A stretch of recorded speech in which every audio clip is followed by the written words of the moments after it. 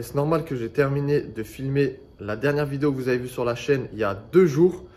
En t-shirt, il faisait bon sa mère. Et là, j'ai 2 pulls, un bonnet. Je caille de fou. Mis à part l'hiver qui est arrivé, qui nous a mis un coup de coude dans la nuque à tout le monde. J'espère, les frérots, que vous allez bien. Moi, ça va super comme d'hab. Aujourd'hui, on se retrouve encore une fois pour un nouvel épisode sur la E30. Un épisode qui, normalement, va sentir très bon pour le premier démarrage. Parce que dans cette vidéo, on va terminer tout ce qu'il y a à faire sur le moteur pour qu'il puisse démarrer. Donc, tous les trucs mécaniques, entre guillemets. Donc, mettre l'admission. Donc, elle est là-bas. Vous allez voir, on va faire quelques petits trucs dessus.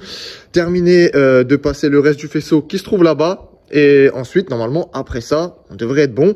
Il y aura encore juste la direction assistée qu'on fera peut-être dans le prochain épisode, à voir comment j'avance aujourd'hui. Peu importe ce qui se passera, je vous le dis, on mettra le premier coup de clé dans le prochain épisode. Et ce qui est cool, c'est que ça sera en plus de ça le 20e épisode de la série de la E30. Donc comme ça, au moins, ça fait un petit chiffre rond, c'est carré. Ouais, non, du coup, rond, carré, ouais, bref. À la fin du dernier épisode de la E30, je vous avais dit que j'étais à la recherche de 7 durites. Avant de sortir la vidéo, j'avais fait un petit post sur Instagram pour voir si l'un d'entre vous arrivait à reconnaître un petit peu la durite malgré qu'elle soit coupée. Donc on savait pas trop comment terminer de l'autre côté.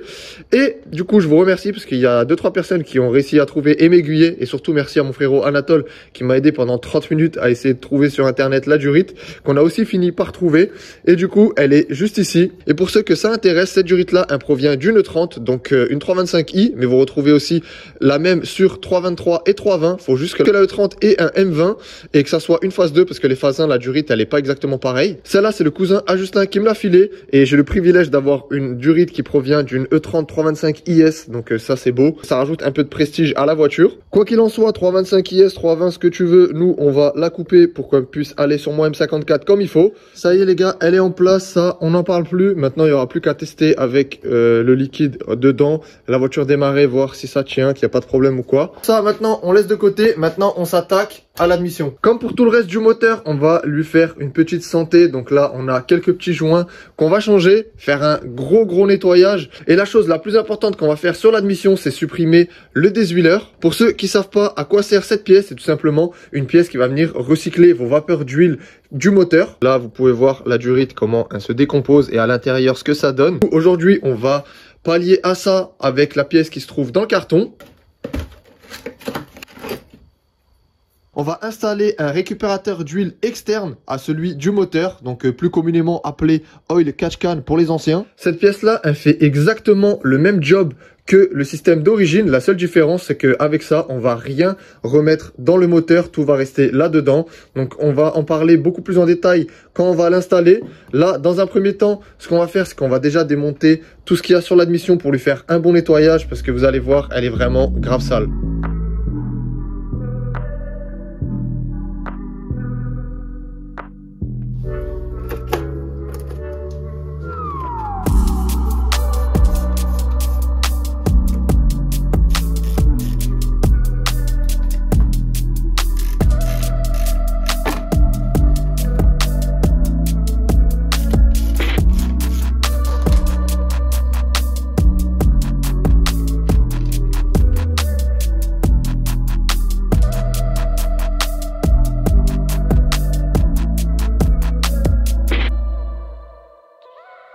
Ça y est, l'admission est toute démontée, il reste vraiment plus rien dessus. Donc j'ai enlevé tout pour la nettoyer, comme ça va être plus simple. Et surtout parce que j'ai pas envie de me faire chier, on va la prendre, la ramener dehors, coup de Karcher et on va bien la sécher. Et là, sur l'établi, on retrouve tous les éléments qui sont mis sur l'admission de M54. Donc en soi, ça va, il n'y a pas non plus 100 000 trucs. On va faire le tour très rapidement de tous les éléments qu'on a là. On a une sonde, donc je sais plus si c'est pour la pression ou la température d'admission. Ensuite, bon là, on a les joints d'admission qu'on va remplacer. L'actuateur de ralenti qui sur E36, la durite qui est sur ce côté-là, sur M50, tout le temps ça fuit. T'as une mini prise d'air, c'est relou de ouf. J'espère qu'ici, ça fera pas la même chose. D'ailleurs, il faut que j'enlève encore juste le caoutchouc. Ici, on a notre papillon. Donc du coup, papillon électrique. C'est pour ça que vous avez une prise ici et tout le gros boîtier derrière. Parce que moi, je vais conserver ça et mettre une pédale électrique. Ensuite, on passe sur la valve Giza. Donc ça, c'est aussi une des pièces où il faut faire gaffe. à ce petit truc là, parce que souvent ça pète, et ce qui se passe c'est qu'il y a un axe ici, et ça tombe directement dans le moteur, et ça vient tout niquer.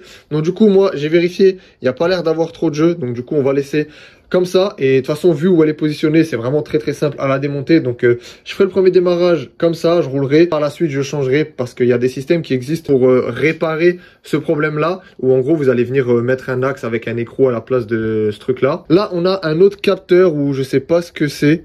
Si c'est une Electrovan ou franchement j'en ai aucune idée. Donc peut-être que c'est ça le capteur de pression d'admission, et ça c'est la température. Et si jamais, pour ceux qui savent, n'hésitez pas à me dire en commentaire à quoi sert ça, parce que je vous avoue que moi je me suis pas non plus penché là-dessus à 100%. Là on arrive sur le désuileur, donc la pièce qu'on va venir remplacer par Oil Catch Can. Donc lui on va pouvoir en parler beaucoup plus en détail après. Ici on a une genre de rampe qui va avec le système de récupération des vapeurs d'huile. Donc pareil, on va en parler plus en détail après. C'est parti pour le grand nettoyage. Une fois que ça c'est fait, on réinstalle tout sur l'admission et ensuite on passe à l'installation du Oil Catch Can.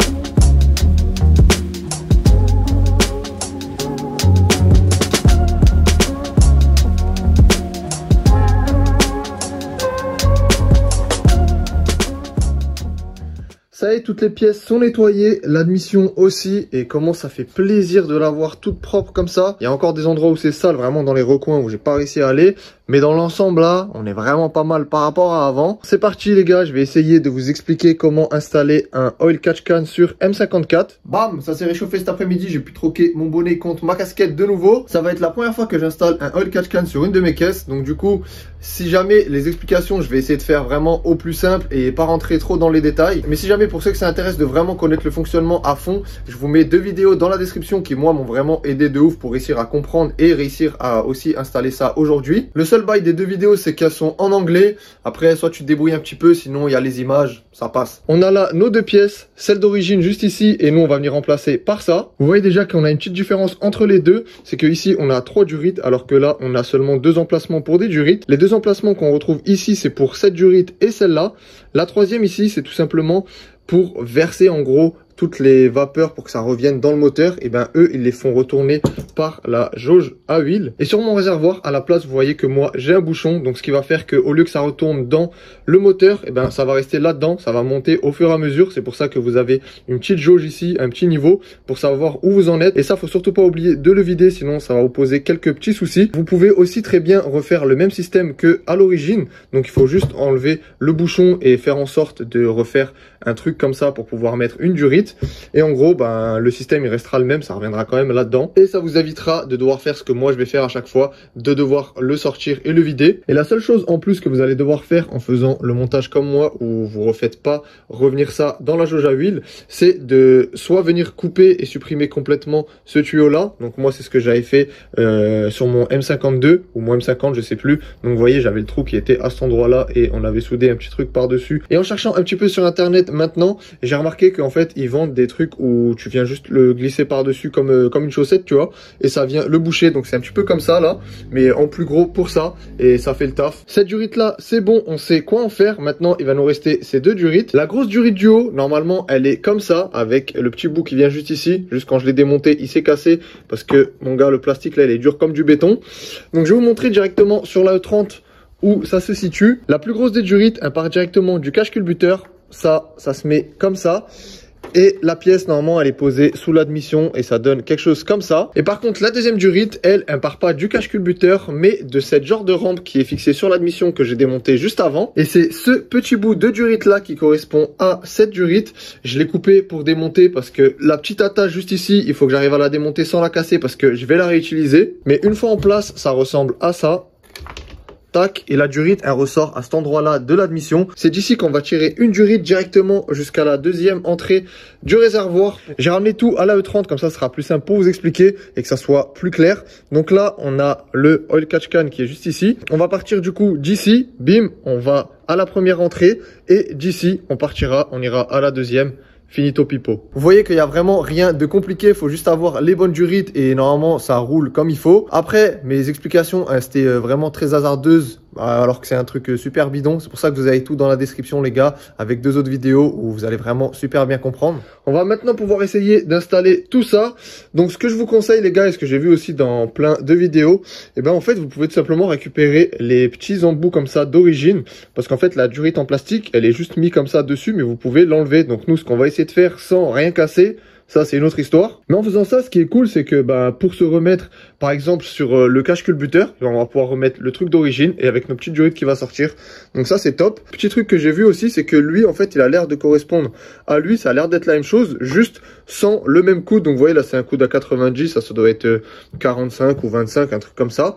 Et ce qui est cool, c'est que si jamais ma durite je veux la faire partir pas à 90, je pourrais très certainement réutiliser celui-là pour partir autrement. Donc ça c'est aussi une petite solution.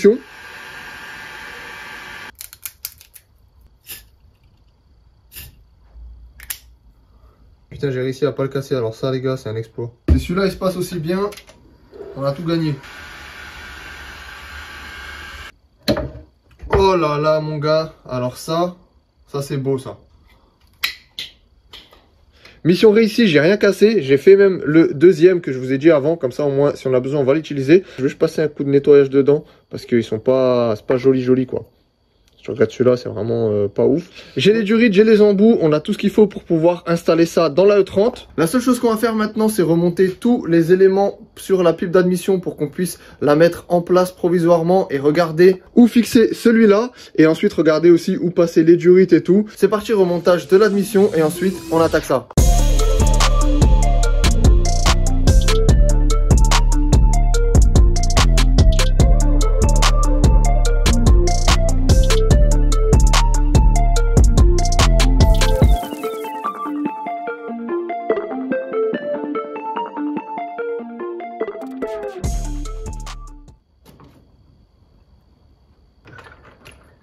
Ça y est, j'ai posé l'admission, on va pouvoir regarder. Donc déjà, les 2 durites, je les ai passées nickel. Il y a de la place, ça force nulle part et tout, donc ça c'est bien. Celle-là, elle n'est pas fixée définitivement, mais je pense on va quand même réutiliser le 90 parce que ça va aller vraiment nickel. Regardez, si je le mets juste comme ça. Après, on va le rentrer là comme ça. Et ce qui est cool, c'est que visuellement comme ça, les durites, on les verra pas à part ressortir là, mais au moins ça passe sous l'admission.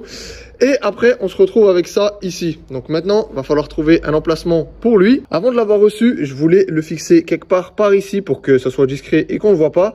Sauf que j'avais oublié qu'il y a le papillon. Donc on va avoir les 2 durites, vu que sur M54, le papillon est là en bas. Vous avez une première durite coudée comme ça, le débitmètre, puis une deuxième qui repasse par là. Donc malheureusement ici, ça sera pas possible. J'avais pensé sinon là en bas, comme ça c'est discret derrière le feu. Pareil, on le verra pas. Mais par contre, ce qu'on va voir, c'est les 2 grosses durites. Ça va pas être ouf. Ce que j'ai pensé pour que ça soit au plus proche de là-bas, et on va voir si c'est possible, ça serait de le mettre à cet emplacement juste ici. Je pense que ça pourrait être pas mal parce que les durites du coup elles arriveraient uniquement jusqu'à ici. En plus de ça, pour faire un petit support pour le fixer, à cet endroit là on est bien parce qu'on a la face avant qui est là, donc je pourrais faire 2 trous, faire un petit support comme ça, tac, et me remettre sur les 2 vis d'origine pour la fixation. La seule chose qui me reste à vérifier avant de me lancer là dedans, c'est voir si ça passe avec un feu. Donc j'en monte un et on regarde si ça passe.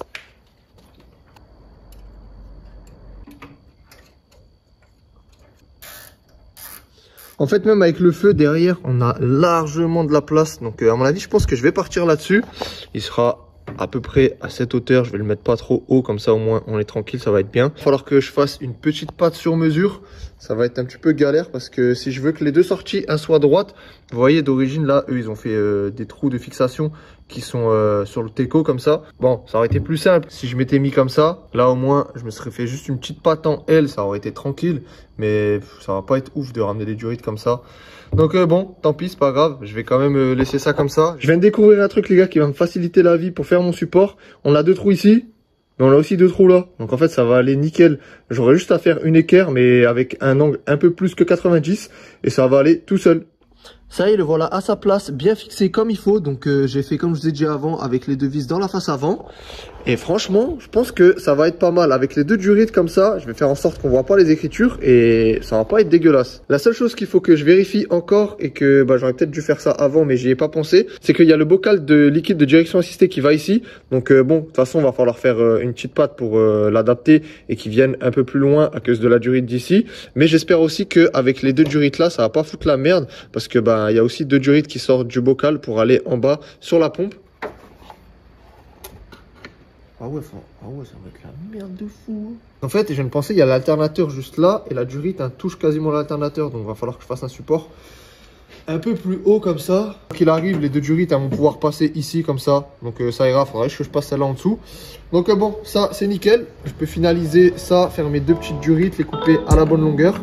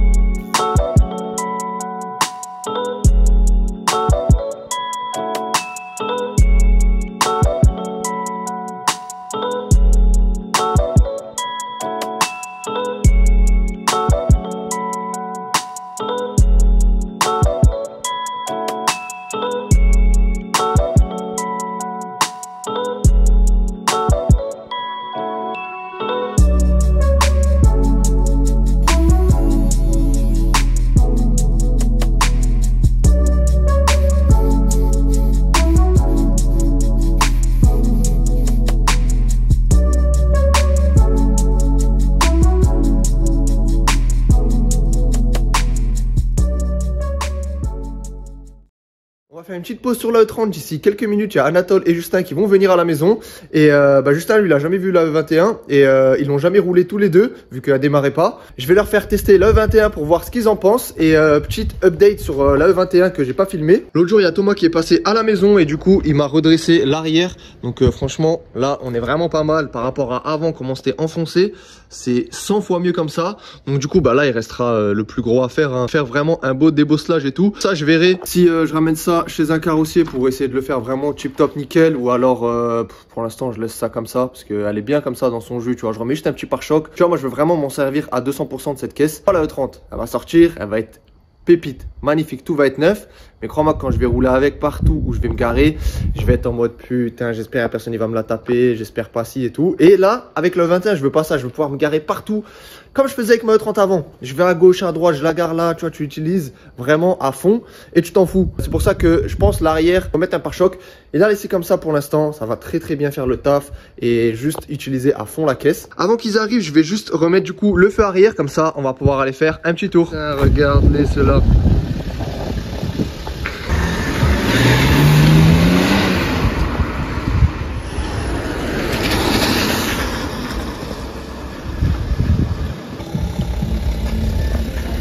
Plus l'essence maintenant pour tes blagues là.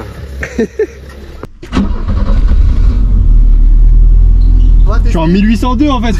Le conduite c'est... Mais t'as vu c'est trop différent de là aussi. Ça déjà ça gros c'est ouf. Ça va ça. C'est quoi? Faut peut-être accélérer. Il y a un canard, il est keblo, c'est normal. La courroie.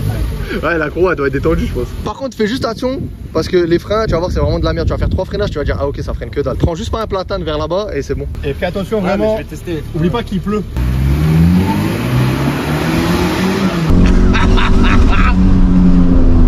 Ah si ça freine, ils abusent. Faut juste appuyer sur la pédale quoi.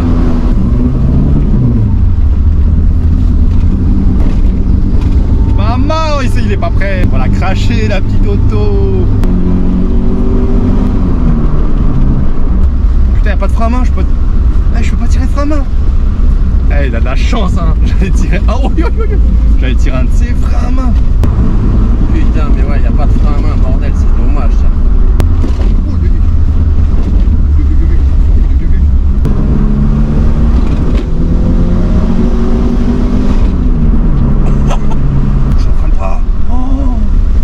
Ça freine pas.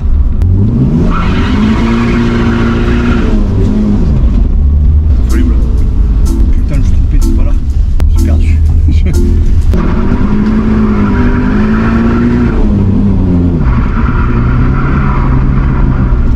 Pas mal du tout.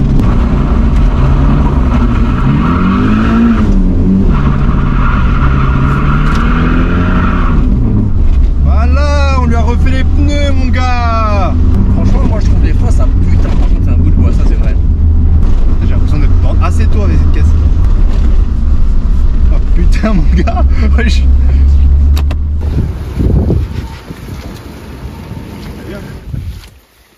C'est validé. Ah, c'est validé. Hein. Par contre, ça freine pas, t'es face à fond. Je dis, ouais, c'est un fou. Frérot, ça freine pas du tout. Là-bas, je suis arrivé, je dis, oh, en plus là-bas, il y a des bosses. Les suspensions, c'est de la merde. T'as vu comme c'est dur de ouf. Mais frère, c'est un bout de bois. Je fais, genre, il y a le truc qui s'est enlevé et tout, déclipsé et tout. Oh, c'est fini, j'ai cassé la voiture. Mais t'as vu, c'est trop différent de la E30. Ah ouais, la E30, on dirait une caisse 2023. Ouais, tellement ça a l'air trop vieux, ça. C'est ouf. C'est pour ça qu'il y a des suspensions là-dedans, c'est les seules suspensions que t'as. C'est dans le siège.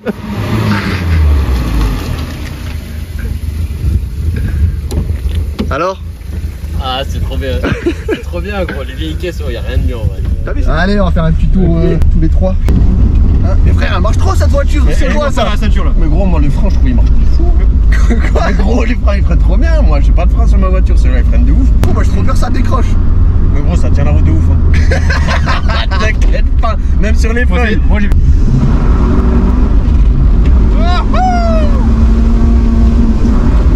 C'est trop bien. Ah, c'est de la patate. La flaque. La flaque. La flaque.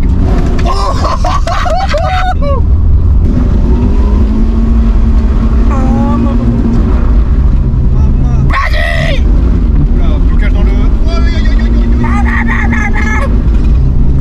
Gros, Matt, si je pile. Mais si, t'as vu. Ah, ça va. Freine de ouf, trop bien. Ça va, gros. les gars, j'étais debout sur la pédale. Comment ça va? Je connais ici. Ah, ici, j'ai fait un tout droit dans un champ en On moto. s'est arrêté. C'est vrai.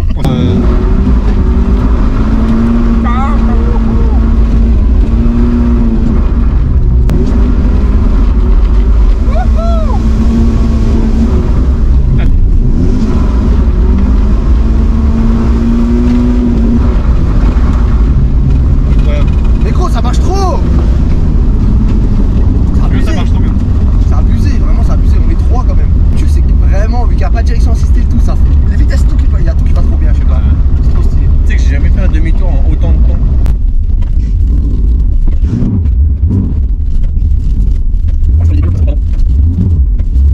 Je crois que j'ai mis 5 temps pour faire demi-tour. Béton. Ouais. Béton berne. À 3, je sais pas si on va y arriver, hein, mais. Trop de poids à l'arrière là. Mais ça marche. Sur la gauche, ça marche. À droite. Oh, il va normal. On est 3. Mais gros. Non, mais gros, c'est abusé. Vraiment, les puristes ils sont en sueur. Ah ouais, les puristes devant la vidéo, ils se disent ce qu'ils font. Elle commence à bien chauffer, hein. Ouais, là, on va rouler tranquille jusqu'à la maison, là. La pauvre. C'est trop bien cette voiture. Moi, je pense qu'on va plus souvent faire des vidéos où on teste des voitures à 3. Ouais, et du coup, là, on a fini toutes les voitures. Ah non, on peut faire avec la tienne, on peut faire avec ma E30, après avec la E30 à Justin, avec sa 46. On va juste on le mettra à la fin. Ouais. Enfin, quand ça sera fini quoi. On la mettra jamais du coup. Je pense qu'on testera celle à Justin, on sera à la retraite. Tac, tac. Bam, vas-y. De retour pour continuer la E30. J'espère que ce petit passage avec la E21 vous a fait plaisir. Moi, franchement, plus je roule avec cette caisse, plus je commence à vraiment la surkiffer de fou. Et à chaque fois que je vais la rouler, je pense que je me répéterai tout le temps, mais je suis choqué comment ça marche pour 105 chevaux. Quand j'ai acheté la caisse, j'avais jamais roulé de M10 de ma vie. Pour moi, c'était vraiment une cacahuète. C'était comme une E30 316 ou 318. Ça marche, mais c'est pas non plus la folie, tu vois. T'es en mode, bon, c'est quand qu'on fait le swap. Sauf que là, vraiment, plus je roule avec et plus je me dis qu'en fait, je pense que je vais pas la swapper. J'avais prévu de faire une prépa assez sympa sur le moteur que je comptais mettre dedans. Sauf que là, je pense que cette prépa, je vais la faire directement sur ce moteur-là. Donc, on parlera de ça dans une vidéo, je pense, dédiée à la E21, où je vous expliquerai tout en détail, quel moteur je comptais mettre, la prépa que je voulais faire et que du coup, on fera sur le M10. Donc voilà les gars, maintenant on va pouvoir repasser à la E30. Vous avez pu voir que ça y est, j'ai fini l'installation du All Catch Can. Donc là, il est en place comme il faut, prêt à être utilisé. J'en ai profité aussi pour rajouter une petite protection sur les durites. Et je trouve que du coup, ça fait une finition vraiment énervée de ouf dans la baie moteur comme ça. Et j'ai aussi fait directement le support pour déporter le bocal de liquide de direction assistée. Donc là maintenant, on est nickel, ça passe bien au niveau de ma durite. Vraiment tranquille, on a bien de l'espace, ça risque pas de toucher. Et lui, il est en place comme il faut. Et maintenant, on va pouvoir passer aux deux dernières choses qui nous manquent à installer sur le moteur. On a la jauge d'huile d'huile à installer. Donc ça va, c'est pas trop compliqué. Il faudra peut-être juste faire une petite patte pour la faire tenir. Et ensuite, on va pouvoir terminer aussi le circuit d'essence avec la rampe d'injection plus les injecteurs. Au niveau de la jauge d'huile, il n'y a pas grand chose à dire. Celle-là, c'est celle d'origine du M54. Moi, je vais remettre celle qui va avec mon Carter de E34. Et par contre, au niveau de la rampe d'injection, vous avez plusieurs choix possibles. Là, vous avez celle d'origine qui vient avec mon moteur, donc M54 B30. Et celle-là, ça vient d'un 328i. Donc E46, c'est un M54 B28 ou M52 TU B28, je sais plus exactement. Enfin bref, le même moteur mais en 328. La différence que vous avez entre les deux rampes d'injection, c'est que celle du M54 B30, il y a uniquement l'arrivée qui arrive dessus parce que tout le reste est mis directement sur le filtre. Donc sur le filtre, vous avez le régulateur de pression plus le retour directement intégré dessus. Je vais vous mettre une petite photo maintenant pour que vous puissiez voir à quoi ça ressemble. La chose qui est bien avec cette rampe là, c'est que du coup, tu n'as qu'une seule durite normalement qui est censée arriver devant et que tu vas ramener jusqu'à ta rampe d'injection. Mais le seul souci, c'est que vous avez pu voir le filtre, il est vraiment énorme. Et vu que vous avez tout dessus, donc ça pour le caser sous la caisse, c'est vraiment pas top. Dans la B moteur, je vous en parle même pas. Pour conserver la rampe d'injection d'origine du moteur avec seulement l'arrivée qui arrive, il existe plusieurs solutions. Vous avez des régulateurs de M3 E46, il me semble, que vous pouvez mettre. Il existe même des répliques qui sont pas très chères, malheureusement que aux États-Unis. Moi, je voulais faire cette solution-là à la base, mais en frais de port, c'était une dinguerie. Et en France, bien sûr, tu galères à trouver. Ou alors, tu achètes vraiment celui de M3 E46. Et là, mon gars, faut claquer un billet de ouf. Et ce qui est cool avec cette pièce-là, c'est que du coup, ça te permet de mettre un filtre normal et ensuite caler cette petite pièce dans l'AB moteur et du coup tu as le régulateur de pression et le retour directement là-dessus. Donc pareil, tu vas tirer qu'une seule durite pour aller jusqu'à ta rampe. Le souci c'est qu'au niveau du coût, c'était vraiment trop important juste pour ça. Donc il y a une autre solution qui existe, qui est beaucoup moins chère et c'est tout simplement de prendre une rampe d'injection de 328 comme je l'ai dit juste avant. Donc il faut bien que ça vienne de un M54 ou M52, bref, avec le double Vanos, vous avez compris. Parce que au niveau des fixations, ça sera pas pareil. Vous voyez que là, on a des fixations comme ça très longues, mais si vous prenez un 328 de E36, et ben ces fixations-là, elles sont pas aussi longues, elles vont seulement jusqu'à ici. Donc c'est vraiment très court, ça va pas du tout. Ce qui est cool avec cette rampe, comme dit, c'est que c'est vraiment pas cher. D'occasion, vous arrivez à en trouver à des bons prix. Le seul truc, c'est que il y en a pas souvent à vendre. J'ai vraiment galéré à la trouver, mais au moins, je crois que je l'avais payé 50 balles ou 40 balles, un truc comme ça. Donc franchement, ça va vraiment bien. J'ai racheté de la durite toute neuve pour qu'on puisse faire les durites d'arrivée et de retour. On va pouvoir aussi mettre les injecteurs en place, installer ça sur le moteur. Et la seule chose qu'il va falloir que je regarde, parce que j'avoue que ça je sais pas, c'est la durite ici de dépression pour le régulateur de pression. Je sais pas où elle va sur l'admission. Ce qui est cool, c'est que maintenant l'admission est en place, donc je vais me faire un petit peu plus chier. J'avais pas pensé à ça. J'ai fait 2-3 petites recherches et c'est bon, je sais où va cette durite de dépression. Donc du coup, elle part d'ici. Et sur le M54, chez moi, on va venir la remettre à cet endroit juste ici. Il y a un T exprès pour. Donc ça, c'est vraiment en fonction de votre moteur. Parce que, en gros, sur un 3 litres, je pense que ça sera tout le temps ici. Parce qu'il n'y a qu'une seule durite qui arrive d'arrivée d'essence. Et le régulateur de pression est sous la caisse dans le filtre. Donc du coup, vous avez la durite qui va arriver comme ça jusqu'à ici. Et si maintenant vous avez une 328 avec la rampe d'injection que moi je vais monter sur mon moteur, et ben vous n'avez pas ce petit T qui est ici. Ça c'est fermé comme ça, donc ça vous l'enlevez. Et la durite de dépression qui partira du coup d'ici, et ben elle va en dessous au niveau du désuileur que moi j'ai supprimé. Il y a un petit éton là où moi j'avais un cache dessus. Je vais essayer de vous remettre l'image maintenant. Moi je vais me remettre comme à l'origine sur mon M54, comme ça au moins il y a l'emplacement. Donc on va pas se faire chier à aller chercher un autre emplacement ou quoi. C'est parti, on passe à la dernière ligne droite de cette vidéo. On installe la rampe d'injection, les injecteurs et la jauge d'huile.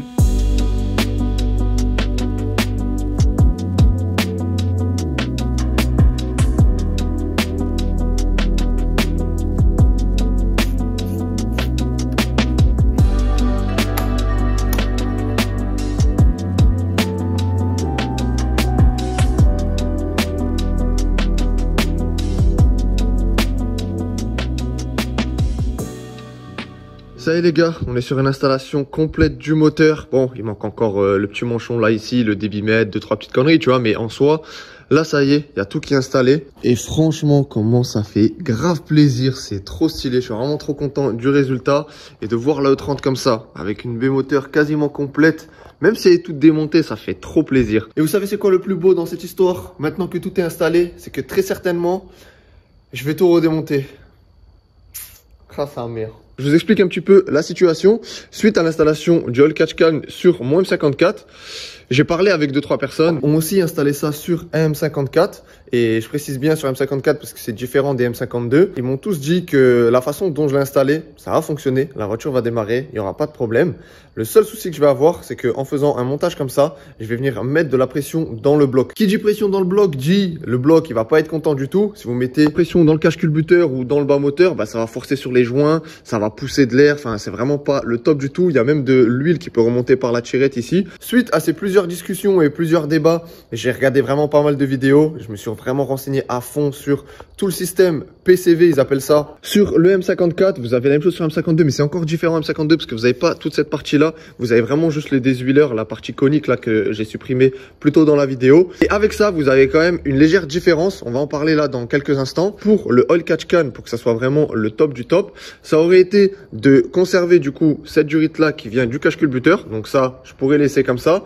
Mais le retour ici, ne pas le faire retourner dans l'admission, le faire aller à l'atmosphère. Donc soit en gros, cette durite tu la prends, tu la fous direct dans le sol. Ou sinon l'autre possibilité, c'est d'enlever cette durite là et d'ici au bout mettre un filtre. Comme ça, ben, ça vient filtrer les vapeurs d'huile qui vont ressortir. Sur M52, c'est très simple parce que vous avez juste en gros un trou à boucher sous l'admission. Mais le souci qu'on vient rencontrer sur M54, c'est avec cette pièce là. Donc en soi, mécaniquement, on peut la supprimer. Il n'y aura aucun souci, hein. Suffit d'enlever les vis qu'il y a là, comme on a fait plus tôt dans la vidéo. Vous l'enlevez et à la place des trous là, vous voyez, en fait à chaque fois vous avez des trous qui rentrent dans l'admission, bam bam bam tout le long. Et ben là va falloir enlever ça, mettre un bouchon à chaque fois pour tout supprimer. Jusque là tout va bien, je pourrais même faire ce montage là directement. Il faudrait que j'achète des petits bouchons pour pouvoir boucher l'admission. Mais là où ça va foutre la merde, c'est que sur M54 comparé au M52, vous avez une petite différence, c'est au niveau de la culasse. Dans la culasse des M54, vous avez du coup l'entrée d'air normale pour chaque cylindre avec les deux soupapes. Et juste en dessous de cette entrée d'air, vous allez avoir un petit trou qu'ils ont fait encore en plus.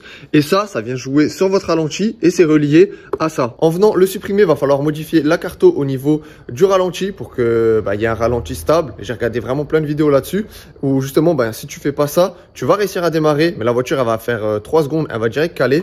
Donc là, il va falloir jouer du coup sur le ralenti. Donc normalement, c'est au niveau du papillon électrique où va falloir l'ouvrir un petit peu plus quand c'est au ralenti. Donc ça, c'est des choses qui se font en soi. Mais comme vous le savez, moi je veux vraiment démarrer mon moteur sans qu'il y ait de choses modifiées.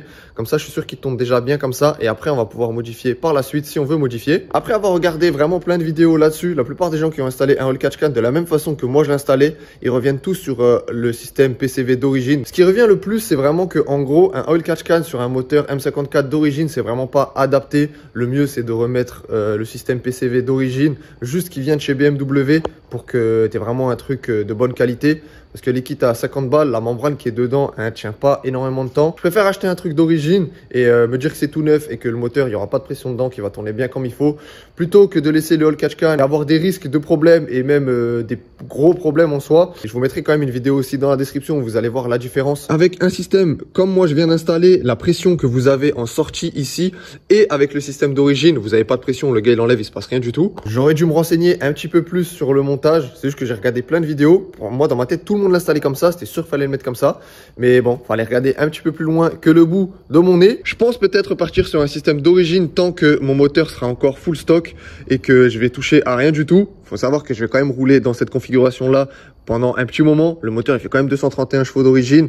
Dans une E30, je pense que j'aurai encore un petit peu le temps avant d'être vraiment lassé et de vouloir plus. Et bien sûr, revenir sur un système d'origine, c'est mieux si vous avez un moteur stock où vraiment il n'y a rien qui est modifié. Si vous avez une prépa, que ce soit turbo, compresseur ou ce que vous voulez, bien évidemment, ça sera toujours mieux d'installer un oil catch can. De toute façon, vous n'allez pas avoir le choix. Pour l'instant, j'en suis pas là et je pense pas à l'être d'ici demain. On va déjà rouler comme ça, ce sera très bien. Ça me fait un petit peu chier parce que j'avais installé le oil catch can pour éviter justement le coût chez BM d'acheter le système tout d'origine. Le mien, il était défoncé à l'intérieur, c'était crade de ouf.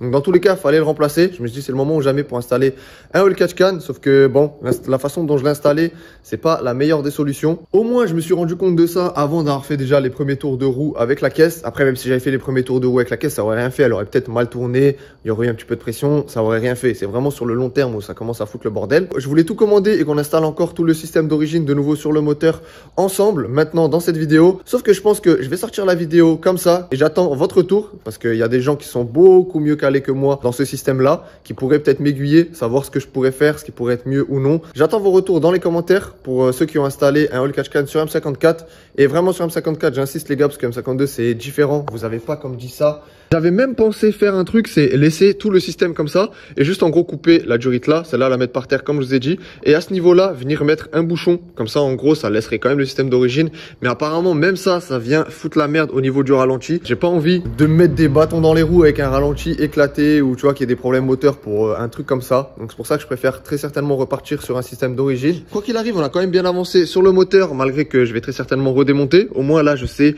qu'il y a tout qui se met en place, comment ça se met, les durites d'essence c'est fait et tout, donc c'est nickel. Et le plus important bien sûr dans cette vidéo, c'est que j'ai beaucoup appris sur ce système que je connaissais pas énormément. Le seul point positif du coup, si j'enlève le oil catch can, c'est que bah du coup on aura encore un truc en moins à cet endroit là, ça fera une baie moteur encore un petit peu plus clean et plus épurée. Mais je trouve que franchement même le montage comme ça, dites-moi en commentaire les gars, moi je trouvais que ça passait quand même bien à cet endroit là, avec les petites protections sur les durites, ça rendait vraiment grave bien. Et ce que je kiffe vraiment de ouf là, c'est que en soi bah là la baie moteur, pour que le moteur il démarre, bah ça y est, elle est quasiment terminée. Le seul truc qui va manquer, c'est du coup juste le faisceau là-bas qui va passer à l'intérieur de la caisse, donc on le verra même pas énormément, juste là-bas. Et après, bah la baie moteur, elle va rester comme ça.